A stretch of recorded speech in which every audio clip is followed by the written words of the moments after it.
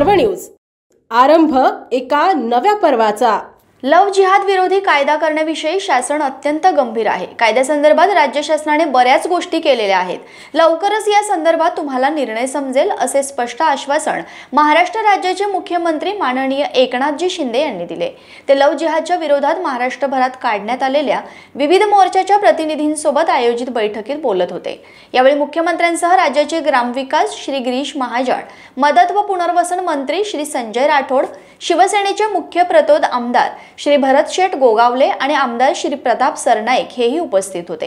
हिंदू संघटनाच्या वतीने शिष्टमंडळांमध्ये हिंदू जनजागृती समिती, श्री शिवप्रतिष्ठान हिंदुस्थान, सकल हिंदू समाज, विश्व हिंदू परिषद, बजरंग दल, हिंदू विधिज्ञ परिषद, सनातन संस्था, संकल्प हिंदू राष्ट्र अभियान, अखिल भारतीय ब्राह्मण महासंघ, राष्ट्रीय युवा गठबंधन, सर्वभाषिक ब्राह्मण महासंघ, चित्पावन ब्राह्मण महासंघ आदी विविध संघटनांचे राज्यभरातील मान्यवर सहभागी झाले होते।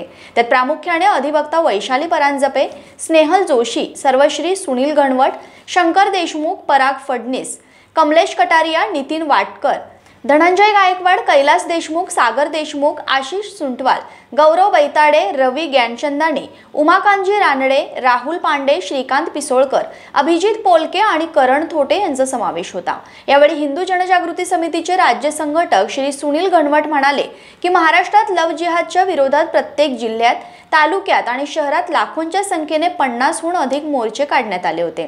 त्यावर मुख्यमंत्री एकनाथ शिंदे आणि उपमुख्यमंत्री आणि गृहमंत्री देवेंद्र फडणवीस यांनी महाराष्ट्रातील लव जिहादच्या विरोधात कठोर कायदा करण्यात येईल असे आश्वासन दिले होते। मात्र आता 1 वर्ष उलटून गेले आहे तरी लव जिहाद विरोधी कायदा झालेला नाही। मात्र देशातील उत्तर प्रदेश, हिमाचल प्रदेश, उत्तराखंड, हरियाणा, मध्य प्रदेश, गुजरात आदी राज्यांनी लव जिहादच्या विरोधात कायदा केला आहे।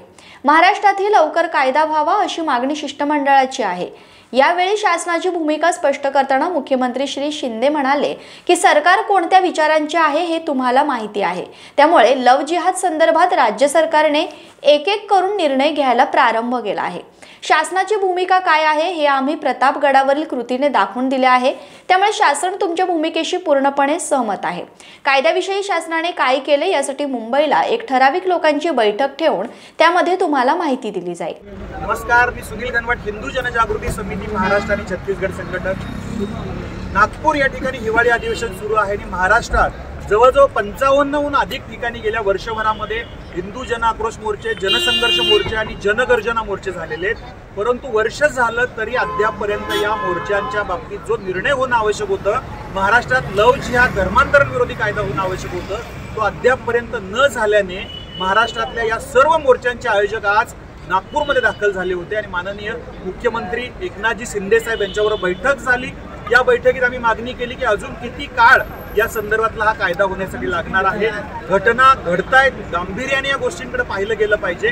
त्यांनी याचं उत्तर देताना सांगितलं की आम्ही लव जिहादच्या या घटनांविषयी गांभीर्याने पाहत आहोत, सरकार याच्याविषयी गंभीर आहे आणि लवकरच या संदर्भातला निर्णय तुम्हाला ऐकायला मिळेल, अशा प्रकारचं आश्वासन आम्हाला त्यांनी दिलेलं आहे।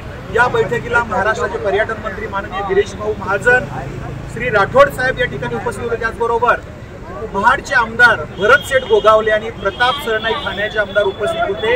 या संदर्भात जसं आज आपण बसलेलो आहे त्याच पद्धतीने लवकरच बसून पुढच्याही विषय मार्गी लावू, अशा प्रकारचे एक सकारात्मक आश्वासन माननीय मुख्यमंत्री महोदयांनी दिले। पुणे शहरातील आणि जिल्ह्यातील महत्त्वाच्या आणि ताज्या बातम्या पाहण्यासाठी आजच आमच्या आरंभ पर्व न्यूज चॅनलला YouTube वर सबस्क्राइब करा आणि बेल आयकॉन प्रेस करा।